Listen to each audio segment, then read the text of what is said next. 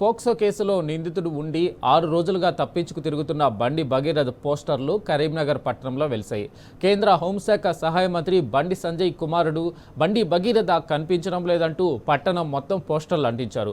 Minor బాలికపై అత్యాచారానికి పాల్పడిన బండి భగీరథ్ పరారీలో ఉన్నాడని, ఆచూకీ తెలిస్తే సమీపంలోని పోలీస్ స్టేషన్లో సమాచారం ఇవ్వాలని పోస్టర్లలో పేర్కొన్నారు.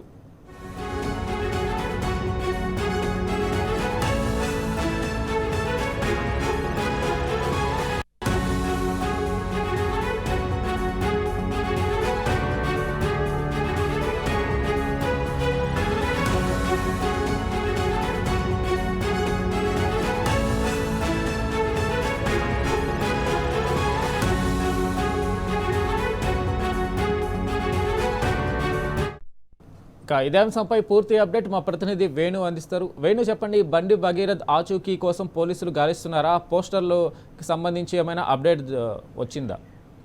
వెంకట్, పోక్సో కేసులో ఇటు దీనికి సంబంధించి చూసుకుంటే 4-5 రోజులైనా కూడా కనీసం దీనిపై ఎటువంటి ఎంక్వైరీ లేదంటూ కూడా గత 2-3 రోజుల నుంచి ఇటు బీఆర్ఎస్ సంబంధించిన మహిళలంతా కూడా మొన్న నిరసన వ్యక్తం చేసినటువంటి పరిస్థితి. మరోవైపు ఈరోజు ఉదయం ఈ పోక్సో కేసు సంబంధించి కరీంనగర్ టౌన్ లో వినూత్న రీతిలో భగీరథ్ వాల్ పోస్టర్లు అంటించినటువంటి పరిస్థితి. అంటే కేంద్ర హోం సహాయ మంత్రి బండి సంజయ్ కుమారుడు బండి భగీరథ్ కనిపించడం లేదంటూ, ఆచూకీ తెలిస్తే సమీప పోలీస్ స్టేషన్ లో ఫిర్యాదు చేయాలంటూ కూడా ఎవరో గుర్తు తెలియని వ్యక్తులు అయితే వాల్ పోస్టర్స్ అంటించినటువంటి పరిస్థితి.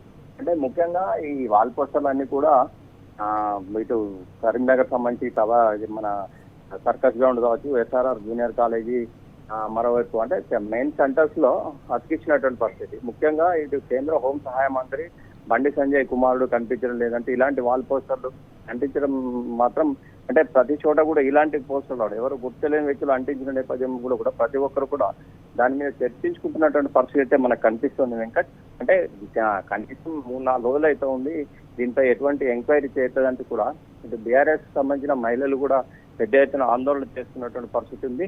మరోవైపు ఇటు వామపక్షాలకు సంబంధించిన వాళ్ళు కూడా వినూత్న రీతిలో రోజుకో రీతిలో కూడా వాళ్ళు కూడా దీని మీద నిరసన తెలుపుతున్నటువంటి పరిస్థితి.